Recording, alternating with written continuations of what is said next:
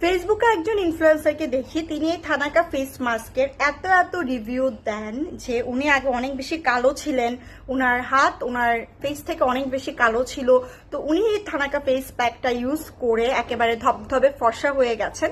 তো ওনার থেকে ইনফ্লুয়েন্স হয়ে আসলে এটা ট্রাই না করে আর থাকতে পারলাম না, তাই এটা আমি অর্ডার করেই ফেললাম। অবশেষে এই ভাইরাল থানাকা ফেস প্যাকটা আমার ট্রাই করা হবে, আর আপনারাও দেখতে পারবেন যে এটা হচ্ছে আমার স্কিনে কতটুকু চেঞ্জেস আসতেছে। আপনারা এখন আমার ফেসটা ভালো করে খেয়াল করে নেন, তারপর যখন আমি এটা লাগাবো এবং যখন রিমুভ করব তখন আপনারা এটা ডিফারেন্সটা দেখতে পারবেন যে এটা আসলেই কতটুকু আমাদেরকে ফর্সা করে।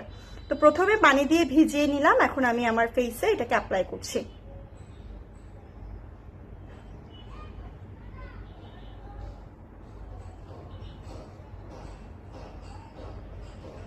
আচ্ছা, এই প্রোডাক্টটা প্রথমেই হাতে নিয়ে আমার যেটা মনে হচ্ছে এটা হচ্ছে চন্দনের গুঁড়া। আর যেহেতু এটা চন্দনের গুঁড়া, এটা কিন্তু একটা মাড মাস্ক, অর্থাৎ এটা কিন্তু যাদের এক্সেসিভ ড্রাই স্কিন তাদের জন্য ব্যবহার করাটা অত বেশি ভালো হবে না। কারণ মাড মাস্ক কি করে, আমাদের স্কিনে ন্যাচারাল অয়েল যতটুকু থাকে সেটাকে একদম টেনে নিয়ে ফেলে, এবং যাদের ড্রাই স্কিন তারা হয়তো থানাকা ব্যবহার করার পরে আপনার ফেসে একটু ইচিনেস দেখতে পারবেন, বা ফেসটা একটু টান টান হবে, বা একটু জ্বালা পোড়া করতে পারে। তবে যাদের অয়েলি স্কিন তাদের জন্য আমি মনে করি এই থানাকা ফেস মাস্কটা অনেক বেশি ভালো, কারণ তাদের এক্সেসিভ অয়েল যেটা আছে সেটাকে দূর করবে, এবং আপনারা ব্যবহার করার পরে অনেক বেশি স্কিনটা সফট হয়ে যাবে এবং আপনাদের কাছে ভালো লাগবে।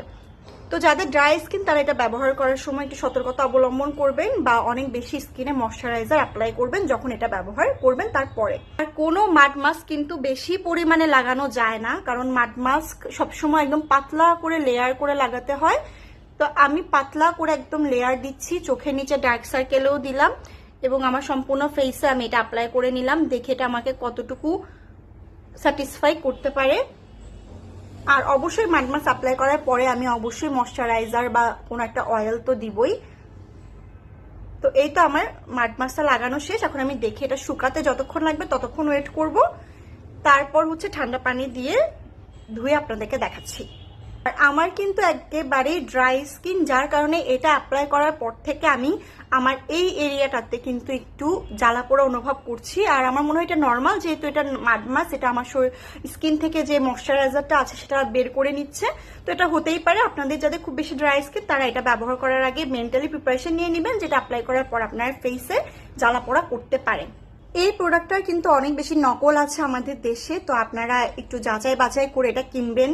এটার সাইডে যেই বারকোডটা থাকে বা স্ক্যান করার যদি কিছু থাকে সেটা দেখে কিনবেন, এবং ট্রাস্টেড পেজ থেকে এটা কিনবেন।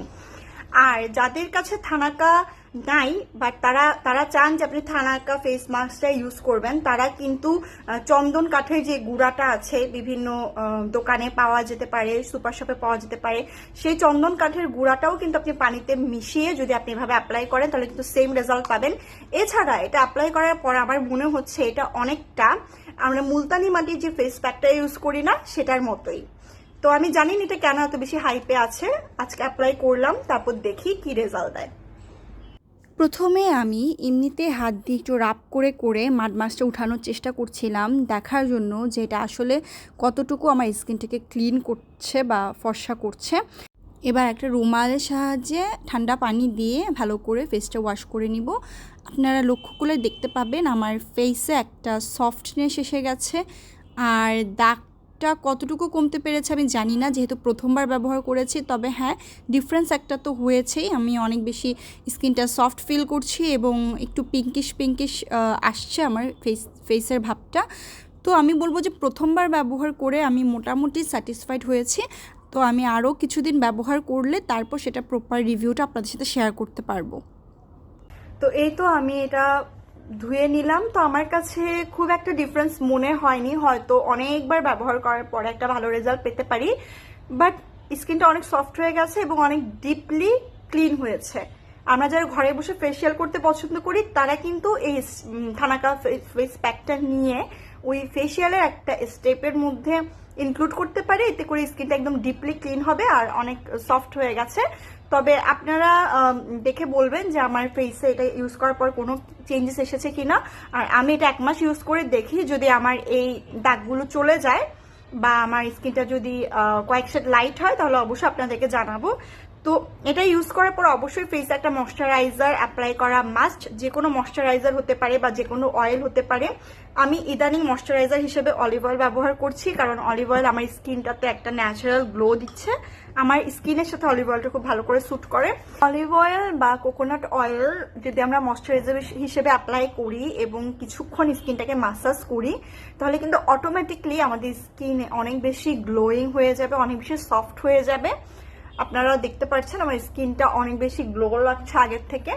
তো এই জন্য এখন ইদানিং ময়শ্চারাইজারের পরিবর্তে আমি স্কিনে অয়েল অ্যাপ্লাই করতে বেশি পছন্দ করি। তো আশা করি আমার আজকের ভিডিওটা ভালো লেগেছে, আর রিভিউর জন্য আপনারা ওয়েট করবেন 1 মাস ইউজ করে দেখে তারপর রিভিউটা আপনাদের সাথে শেয়ার করব। তো সবাই ভালো থাকবেন, আল্লাহ হাফেজ।